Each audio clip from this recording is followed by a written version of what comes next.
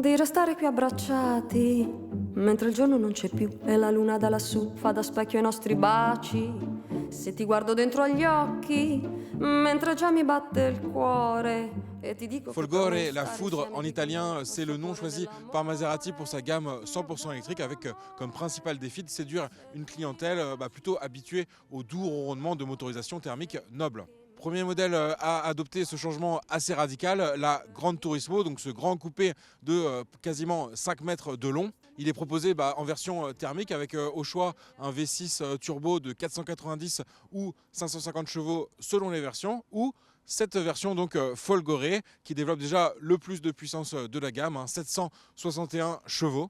Un monstre de puissance dans une silhouette très réussie avec cette carrosserie aux lignes assez gracieuses. On n'a d'ailleurs pas de différence notable entre version thermique et électrique. On a notamment toujours la grille de calandre à l'avant qui est ouverte, sauf qu'ici, l'air ne va pas servir à refroidir le moteur, mais plutôt la batterie. On va ensuite retrouver certains détails dans ce joli cuivre foncé, donc les inscriptions Folgore par exemple au-dessus des 3 ouïes latérales, donc une caractéristique des modèles Maserati, et également les logos de la marque au trident ou encore le nom du modèle à l'arrière. Allons voir tout de suite si le charme opère aussi à l'intérieur.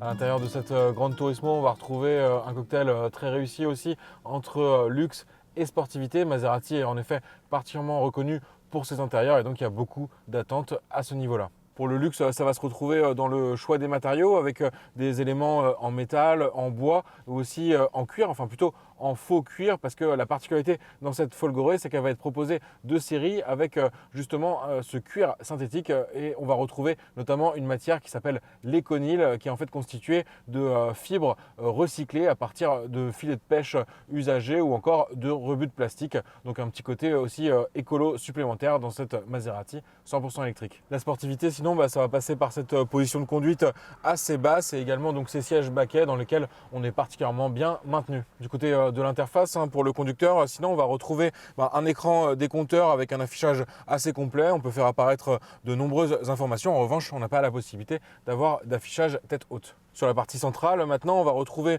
un duo d'écrans tactiles, plutôt ergonomique et assez pratique à l'usage, avec la clim en tactile en bas, et sur la partie supérieure de l'écran, on va retrouver tout ce qui est infodivertissement, avec la possibilité d'être compatible bien sûr avec Apple CarPlay ou Android Auto.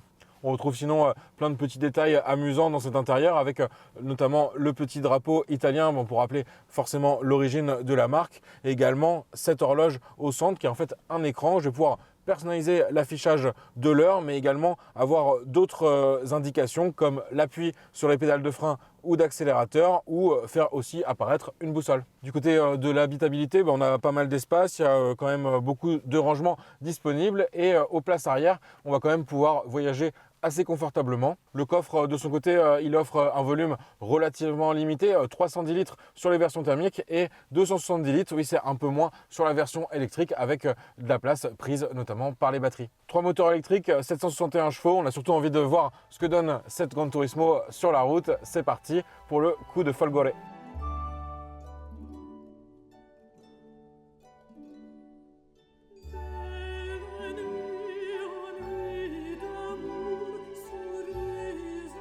À bord de cette Grande Turismo Folgore, on ressent immédiatement le confort de conduite. On pourrait rouler des heures à bord de ce grand coupé qui est vraiment adapté à ce côté grand tourisme. Enfin, rouler des heures, ça va dépendre de votre niveau de consommation, parce que nous aujourd'hui on est aux alentours de 30 kWh au 100. Donc ce niveau de consommation, il ne permettrait que de disposer d'une autonomie inférieure à 300 km, donc c'est très peu.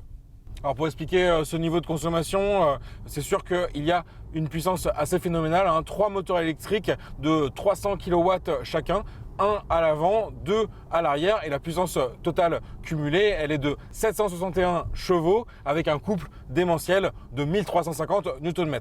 Donc ça va vous permettre d'abattre par exemple un 0 à 100 km/h en 2,7 secondes. On est littéralement plaqué dans le siège, c'est assez impressionnant. Alors en adoptant une conduite moins sportive, nul doute qu'on peut aller au-delà de cette autonomie de 300 km. La voiture, elle est proposée finalement avec une grosse batterie de 92 kWh et une autonomie officielle annoncée à 450 km. Alors au-delà de cette puissance démentielle, pour expliquer cette consommation, on peut ajouter le poids. On est quand même à plus de 2 tonnes 2 sur la balance, donc ça c'est 465 kg de plus que la version thermique.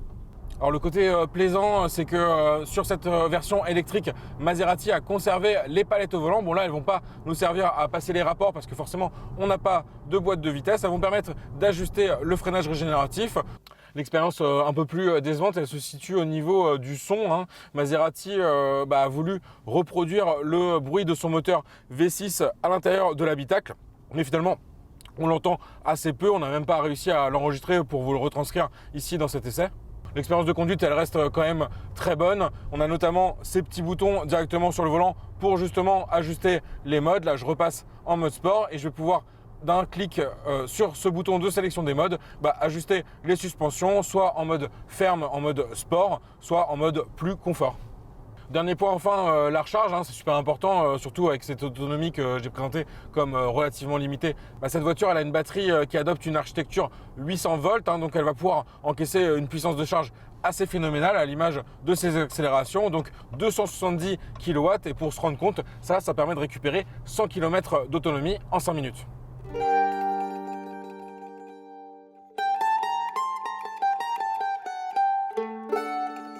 Avec cet essai de cette Gran Turismo Folgore qui s'achève, on peut le dire, toutes les meilleures choses ont une fin, mais elles ont aussi malheureusement un prix.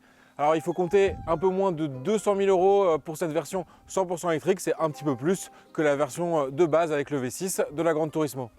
Des niveaux de prix conformes à ce positionnement de marque de luxe qu'adopte Maserati, avec énormément d'options de personnalisation. Sur notre modèle d'essai, il y en a déjà pour environ 10 000 €, mais on peut bien sûr aller très loin au niveau des teintes de carrosserie par exemple, ou de l'intérieur, où on peut bien sûr récupérer du vrai cuir. Le gros avantage de ces sportives 100% électriques finalement par rapport au thermique, c'est qu'on ne va pas avoir à payer de malus et donc une différence au niveau du tarif qui sera corrigée à ce niveau-là.